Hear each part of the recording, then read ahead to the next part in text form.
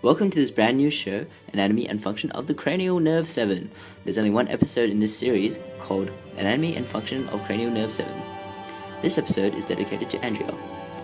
So, basically, cranial nerve 7 exits through this hole here called the internal acoustic meatus.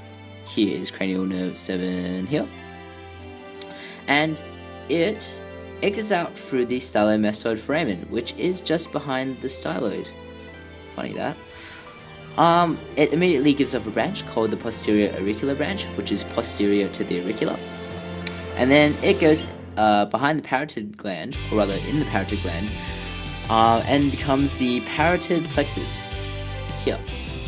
And so there's 5 main branches of the parotid plexus, which you can remember by the mnemonic, 2 zebras bit my cat.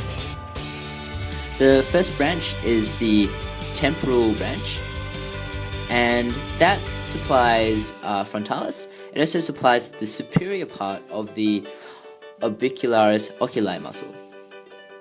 There's a part, zygomatic, and this zygomatic branch, which also comes from the facial nerve and parotid plexus, that goes and supplies the inferior part of the orbicularis oculi, and also some of, this part of the face, above the lips. Then you have the marginal you have the buccal branch, and that goes into the buccinator, hence the name. And this muscle is just used to puff out your cheeks.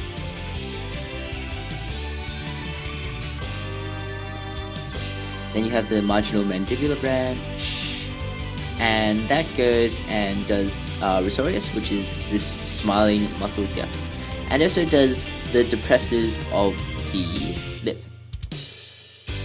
And you have one last branch, which is called the cervical branch, and that supplies platysma. Platy means flat, hence the name for this muscle here, platysma, which is massive, it's a big muscle. Anyway, in Bell's palsy, what happens is that since there's a facial nerve lesion, there's going to be paralysis of the facial muscles. All the expressive muscles of the face are supplied by the facial nerve. So that's why you get stuff like, for example, you get ptosis.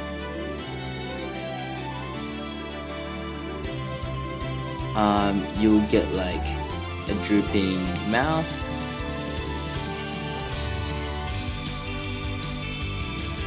Maybe it'll be hard to eat as well. And I don't know if platysma is that one, but yeah. Yep. That is Bell's palsy, and that concludes this one episode.